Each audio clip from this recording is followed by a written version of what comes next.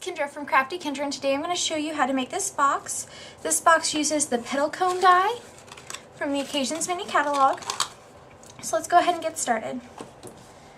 First thing I did was I took a piece of very vanilla cardstock and I used my Digital Studio and the brush set of Easter blossoms to create my own pattern paper. If you have this stamp set, I would wait until after you join the pieces to stamp it, but you can still use the stamp set.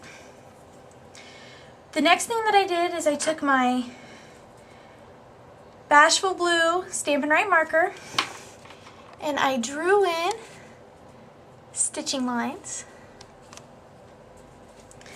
And before I had joined them, I took my matte pack and I put a little slit using my hobby blade on two of the cone sides, and I did it so that no hole, hole, no hole, hole. So that way whenever we close up our box, they're going to be on opposite sides.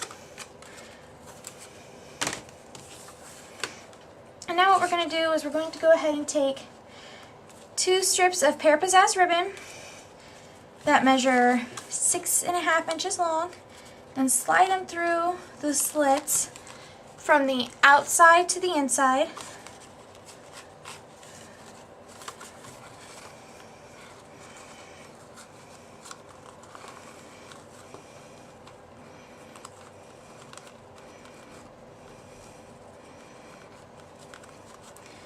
Okay, and after we do that, we're going to take our sticky strip and just put a little piece of sticky strip underneath that ribbon, because on my original box I didn't make it so you could tie it, but if you want to put candy in it, I would recommend finding a way to close your box top because it is pretty loose and candy's heavy. So we'll just put a little piece of sticky strip underneath the ribbon, pull off the backing, and press it down.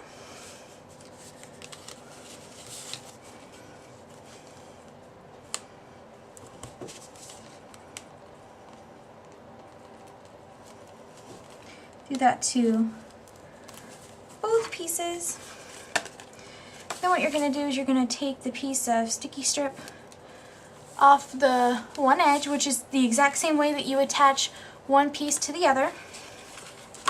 You're just going to bring it to your open end and line it up along the crease and press it down. Okay, we're going to go ahead and set the box aside and bring in a scrap piece of Very Vanilla and our Bashful Blue ink. We're also going to bring in one of the frames from the 4-frame stamp set, which is sneak peek item for the 2011-2012 catalog. And you can only get it in April, and if you don't get it in April, you have to wait until July when it comes out in the new catalog. And after we stamp that, we're going to bring in the stamp that says Happy Easter from Teeny Tiny Wishes and our Stampin' Jig. And we're going to stamp Happy Easter using our Regal Rose. And if you have the ink pad, use the ink pad, but I have the Stampin' Right marker handy, so I'm going to use it. Line up my Happy Easter in the center of my little frame. Bring my Stampin' Jig to the vellum. Remove the vellum. Breathe on my stamp to remoisten the ink and stamp down, and there we go.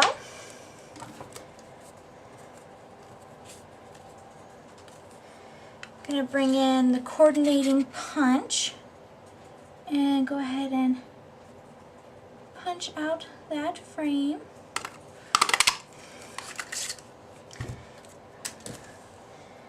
And I've already taken a scrap piece of Pear Pizzazz and punched out another one of these frames. I'm just going to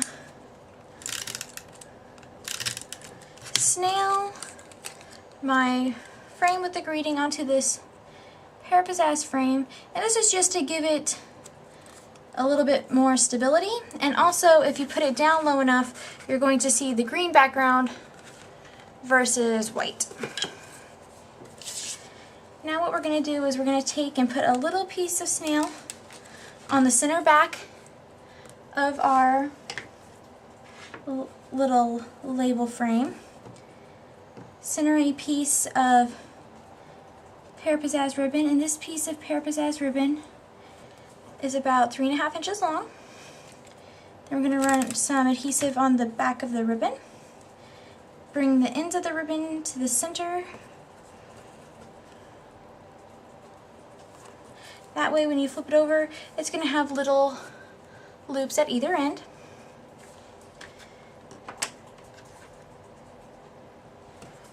Going to bring in our matte pack.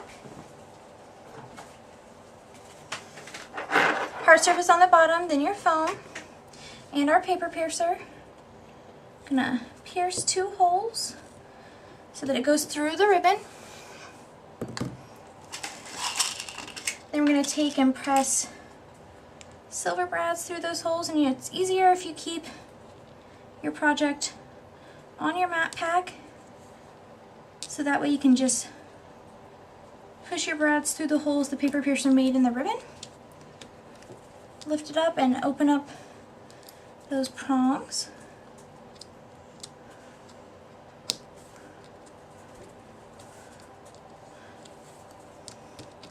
That'll keep your ribbon from going anywhere.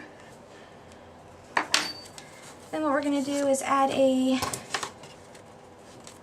dimensional, just one to either side of the ribbon, and we're going to keep them pretty close to that ribbon and remove the backing. I like to put my greeting on the side that doesn't have the ribbon, so not on that side but on this. I'm just going to center it where I like it and press. You can always flatten it out and press it so it's nice and firm. And then when you go to close your box, it's going to be one flap in, then another, then another. And when you go to do your last one, you're going to tuck one of those corners underneath the previous flap. And you'll know you do it right if you have it stays closed and you have a nice little flow. Then you're just going to take your ribbon that you put through those slots and tie a little knot.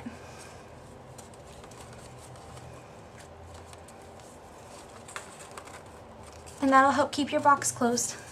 And that's all I have for you guys today. Thanks.